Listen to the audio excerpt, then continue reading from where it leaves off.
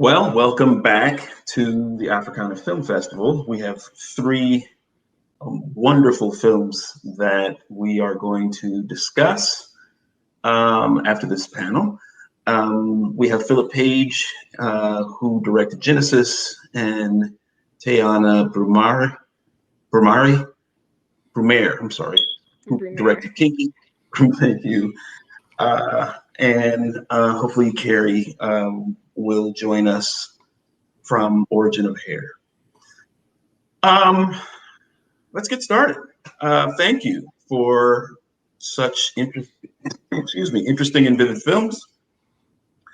I guess I'm curious, unless you were commissioned to do these films, what is it that drew you to the subject matter? What allowed you to decide to do the films that you did?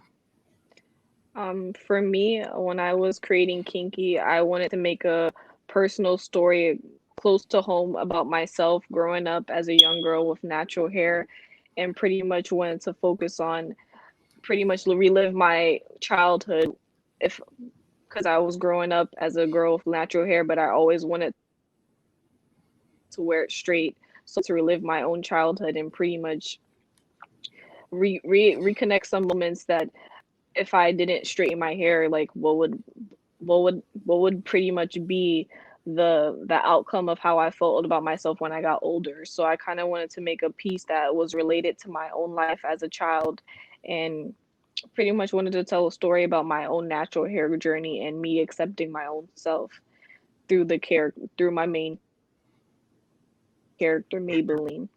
Got it. That's really interesting. Good. Thank you. Philip? Oh yeah, so kind of like in December, I was at a crossroads. I was teaching at North Carolina A&T State University. That's also my alma mater. But and I always kind of like had a desire to do my own projects. So pretty much the very first thing I knew how to do was always draw, and I just went to that my roots in art, comic book art, and stuff like that, and just tried to do the most ambitious project that I could, that I can handle on my own for the most part, and just come up with the concepts. Started writing the script. Wanted to tell a Black story that's meant for Black people with open minds, and and it just kind of formulated as it, not necessarily as it went. There was still the filmmaking process, storyboarding and stuff like that. But thankfully I had a good cast and good people to help, push ideas to help tell a complete animated story. Given that I was diving in something that I really haven't touched. I can draw, but I never really animated anything up until this film. So that's just kind of like how it went. I taught myself animation in 3 weeks. It just wanted to tell a story, a Black story for open minds, something with affirmation, something, beautiful. So that was kind of like my thought process in the beginning of that. Got it. So take us into the process of, a first-time animator who has experience drawing, but is sort of on his maiden voyage in terms of, putting together an animated film. You can't have really any fears.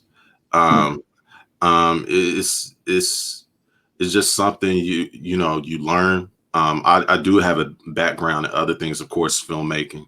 I've been a cinematographer and also do graphic work too.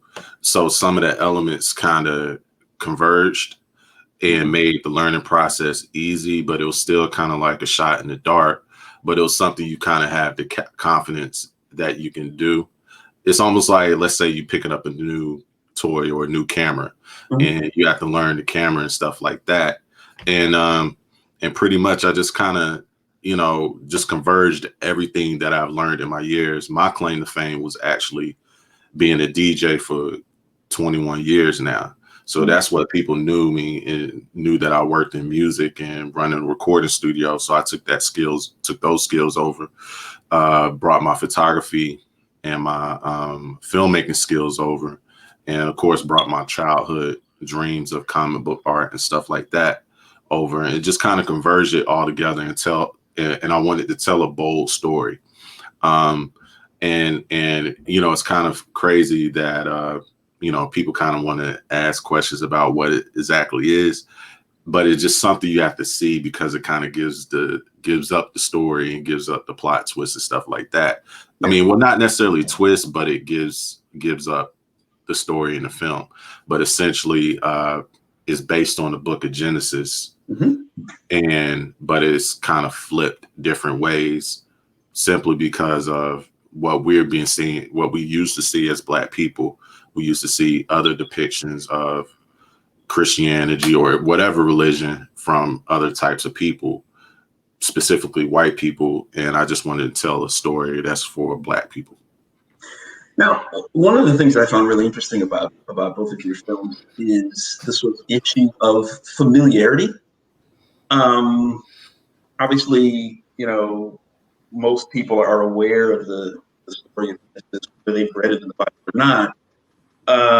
And Tayana, I have to say, I would imagine that a good portion of viewers have some familiarity, whether it's from my vantage point as the brother of a kind of tension between a mother and an adolescent daughter over pinky, uncooperative hair. And I would imagine that one or both of the mother and daughter of an adolescent daughter dealing with pinky, uncooperative hair has some familiarity as well. And I guess I'm curious as to how you confront or deal with this idea of having subject matter where you're telling a story, you're communicating a narrative, but you're aware that there is familiarity in many cases on the part of the viewer. Do you undermine? Do you extend? Do you stay as faithful as you can to what that familiarity is? How is the reality that there is some familiarity, likely some familiarity with this story, affects the storytelling process? We can start with you, Tayan. Yeah, for me, I would pretty much say that it goes back to our history, but it's something that many Black women probably have faced throughout history and pretty much felt this wanting to fit in or wanting to conform to a European look, or having straighter hair as a standard of beauty. So just that familiarity is like something that we've always dealt with as Black women. Whether you choose to be straight or natural, it's always a question. You're questioning yourself. Is it worth me doing? And I'm pretty sure a lot of women, at least people I've known, have questioned their own standards of beauty and what they wanted to, what they felt that was beautiful. So I pretty much kind of wanted to give that familiarity from my own personal experience up as a household when my mother would straighten my hair, and she was so willing to do it because she thought that was a standard of beauty, because that's what she knew, that's what she grew up on, that's what she pretty much knew and grew up doing in her own hair, putting relaxers, straightening it, and and and she was so willing to do it. But in this film, I kind of wanted to flip the narrative in a sense of like the mom doesn't want to straighten her hair, and that's a conflict a lot of people deal with, at least Black girls growing up, as something that beauty standards is something that they always so familiar if they look at TV shows, they watch YouTubers, and they get their sense of style and their sense of beauty from them. But it's not always it's kind of repetitive in a sense of like you always see these beauty standards, you're so familiar with it, but you don't really think about what's beautiful to you, and our self-acceptance is as a form of beauty. So I kind of wanted to examine that a little bit more of like what if my mom never wanted me to straighten my hair? Would my narrative be different? Would my perception of beauty be different as a child? And Yeah. Yeah. would I be Yeah. more self-aware? Would I be more self-aware at a younger age if she didn't straighten my hair? If she told me Right. no? So I kind of wanted to examine that a little bit more in the script and the story itself. Well, I that's a wonderful answer, and I have to say, I'm sitting here listening to you talk, and I'm realizing that for me, and I guess it's because my wife has natural hair, and my sister-in-law, and my mother-in-law, and my own sister, and I just sort of come from uh, and a family, and I married into a family that just sort of has natural hair, and so do their daughters, and my nieces, and my own daughter. When I said familiarity, I'm realizing that what the real familiar narrative is the one that you flipped, right? That the majority, I would imagine, a good portion of viewers are watching your film and seeing the same sort of flip narrative that Philip does in his film, where he takes a kind of story of Genesis and flips it in a way that takes the familiarity and conks it on its head. What I'm kind of amused by is the fact that I'm so familiar with the narrative that you actually told that it was what seemed so familiar to me. And it just goes to show you that when you're grappling with and dealing with familiarity, sometimes you can't realize what is going to seem familiar to your viewer. You know what I mean? Yeah, That it depends sometimes on who you're presenting. Yeah. that's exactly right. Yeah, that's exactly right. Now, Philip, Hmm. you mentioned I couldn't help but have you mentioned that. Here you mentioned that you were making the film for. I think you said open-minded blacks. Is that the term you used? Um, it does come off brash. Maybe I couldn't find a No, no, better no. term, but I'm not saying it sounded brash. It's an yeah. interesting term. And I wonder if you could open up on, in terms of how you took, and let's face it, if in fact you're making a film for Black folk, Hmm. fooling around with the Bible is a good way to offend somebody. And yet you went there anyway. And Yeah. I didn't find your film to be offensive in any way, shape, or form. But I also know that there are plenty of people who don't want to see anybody messing around with the Bible. I'm Yeah. curious as to whether that was a consideration for you, or I was looking for something bold, and I guess in many ways, I mean, when you look at society, yet to some folk, the Bible shouldn't be touched. right.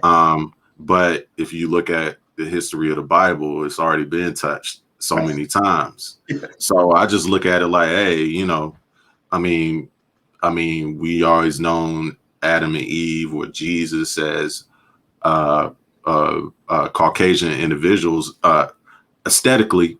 Then I think it was just fair for me to do something that just felt natural to me. And so when I started conceptualizing things and started bringing people on board, long as I had the blessing of cast members, and certain people I was close to, I was fine. Like my sister, and like my mother, who is a minister who graduated from Virginia Union Divinity School in 2015. So I knew some people would have problems, and there has been certain types of responses that has, I mean, there have been people that has had a problem with it, but the overwhelming majority of the responses have been positive. So from people like us, and that's the only thing that matters to me. Yeah. Whether somebody, oh, you desecrated this, or somebody told me that it was an incorrect telling. I'm not really. I I can't really stress that. I'm not even worrying about that. You know, it usually like my response is something like, I don't care what you think. It's Right. not even a discussion. It's not even because you saw the film. It was animated. You saw it was somewhat a hybrid anime style. You Mhm. saw the level of creativity and the liberties that I took and stuff like that. And just okay, didn't want to default that, oh, this may be just a creative work, not a religion piece, because it's not a religious piece. Then Right. then you know, and that's your response, and okay, that's fine. Like maybe so I kind of knew it was going to get to that. A lot of my friends that I previewed it to, they was like, yeah, it's going to ruffle some feathers, and it did. Yeah. And that's a good thing. That's a good Yep. thing in my view, because a lot of people have been telling Black stories, Yep. you know, and I'm grateful to have an Africana independent film festival, to have a platform and with creators that truly understand what I was trying to do, simply because the world, everybody in the world won't get it, and maybe it's not for them. So it's Well, for people with open minds. when you go for the bold, Yeah, you know that. I mean, look, there's nothing I like better than some elbows swinging confrontational art. yeah, What's interesting though, and I'd love to do is just sort of talk about your film for a little bit, and then eventually swing back to Tayana and talk about her film. Um, what's interesting is for a film that is as thematically confrontational and bold as it is, it's a beautiful, peaceful kind of rendering of what is essentially a creative act. yeah. That the central character, Genesis, is being creative, And, deciding what day will be, deciding what night will be. And I'm curious if there was a kind of connection that you made more or less intentionally, or perhaps not, about this idea of portraying a creator mhm. from your own creative impulse.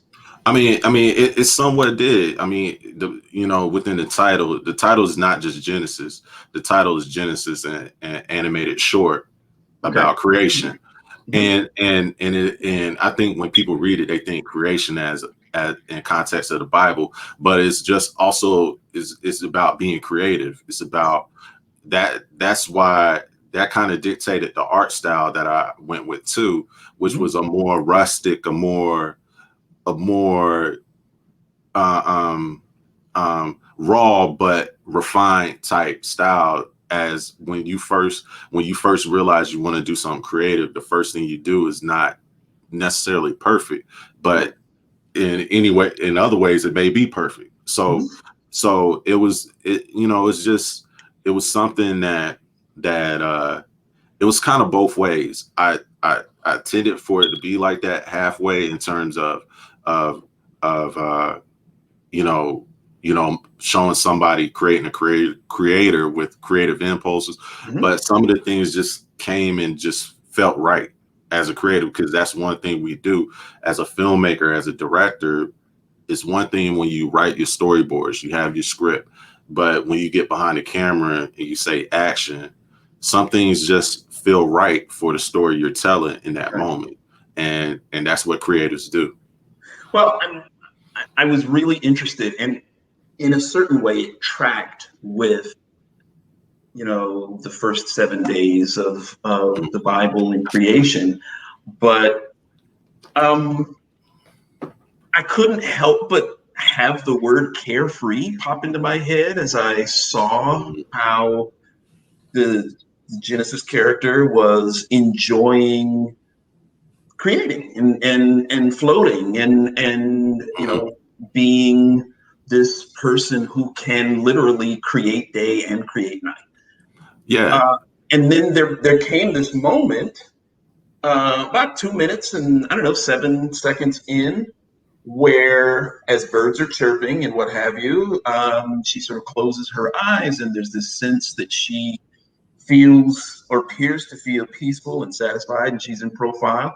And then she turns to the camera with her eyes still closed, and the camera pushes in. And then when she opens her eyes, they're rimmed with tears, and one of them drops. And there's this sense of perhaps the cost of the creative process, the sort of way that you can create something, but that doesn't necessarily mean that there aren't issues attendant to that. And I guess I'm wondering just how much those sorts of impulses that show up in the film were things that sort of mirror the creative process, or was it simply that you wanted to track as closely as you could to what was in the actual book in the Bible? It's actually it leans towards a kind of what you're describing, but more so that part of the film was a manifestation. That's when she manifests Eve, and and the tears wasn't necessarily about the weight, but it was about the beauty of what she created, and that's but how you interpret it, like when people when how you just interpret it's just, that's kind of like the goal that I wanted. I want people to kind of allow their imagination to have different ideas and different concepts. And that's why I just kind of left things somewhat open, and the story was streamlined, but just somewhat open, where it's kind of like you give a child a toy and they can create a story with their own imagination, right.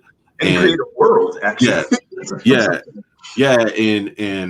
And so that was kind of like my goal, was not necessarily to tell people what to think. I had ideas and concepts, and for that moment, yes, that's when she manifests Eve. But if somebody wants to believe like the weight of creating something is what caused those tears, I can't really tell them they're wrong. Because there's been moments when I was making this film that I was struck. I had my moments, and so I mean that's just kind of like how it is, and I just want people to make it theirs and come up with their own interpretations of what may happen. That's why I left things open. Originally, I written Adam in it, but I took Adam out and made it more so a figure, so people can have their own interpretations of what that shadowy figure may be. Got it. It may be Eve Homegirl. It may be this. It may be that. Yeah.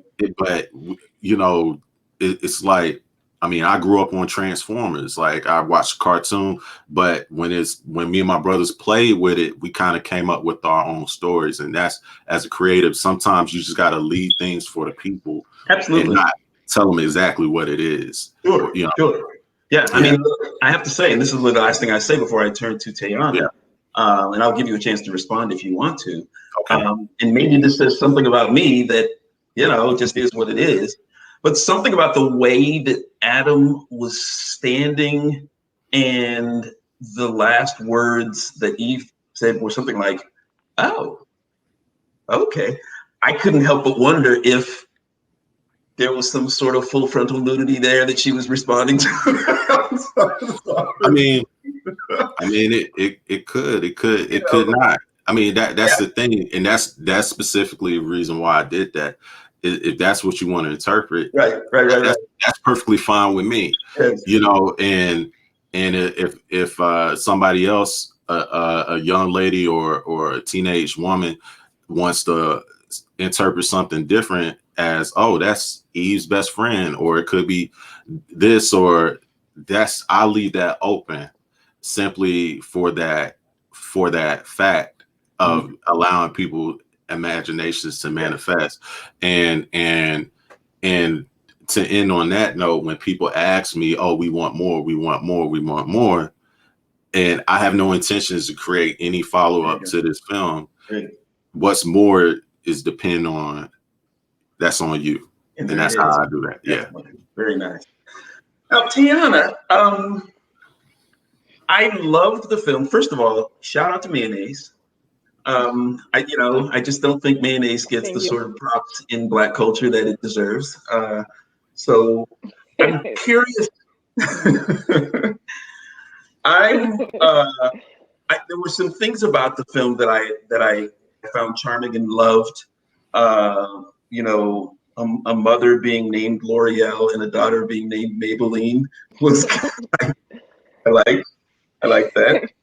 Um, Mhm. I'm wondering about your compositional skills when it comes to the way you shot the film. There were five more or less still shots that opened the film that allowed for us to get a sense of Mhm. who lived there and what they were about. Um, Mhm. there was this wonderful shot about 30 seconds in or so that was basically a sort of head and shoulders shot of L'Oreal, the mother. And not only did we see Mhm. her terrific, wonderful natural hair in all its kinky glory, but we were able to see the um, the necklace that she was wearing that seemed to be the The sort of jewel, necklace yeah. that someone with her hairstyle may very well wear. She had a bracelet on that matched the necklace in a certain way. And I guess I'm Mhm. just curious as to how much you were hoping or expecting that perhaps viewers might gain from the sort of nonverbal sort of compositional shots that you did that weren't necessarily tied to dialogue, but were still communicating. Mhm. I just kind of wanted to introduce like the world that the mother and daughter lived in, and pretty much the culture as well. Mm-hmm. She Mm-hmm. has really a lot of African art, a lot of aesthetic and stuff. So I kind of wanted to showcase that this is who the mother is. This is what she represents as a woman. She's proud of her heritage. She's very much proud to be a Black person, and she embraces her history, her culture, heritage, and stuff. So I kind of want to pretty much showcase that this is where she lives with her daughter. Even though her daughter may not appreciate it as much, this is her home. I'm welcoming you guys to the home of Maybelline and L'Oreal, her mother. So pretty much showcasing that those shots were important to introduce the whole world and the whole film itself, just introducing us to who they are, their environment, and what she surrounds herself by. Surrounds herself by so much culture, and yeah, that's pretty much the compositions and the shots that I pretty much think. And when I was shooting it, I didn't really thinking too much. Like I know I wanted to use certain B-rolls to pretty much piece together. This is their world, this is their home, but pretty much I wasn't really thinking too much about it in a sense, but when I Mm-hmm. was in the editing process, I'm like, oh, these would be cool shots to show this is the world of where they live and this is their apartment.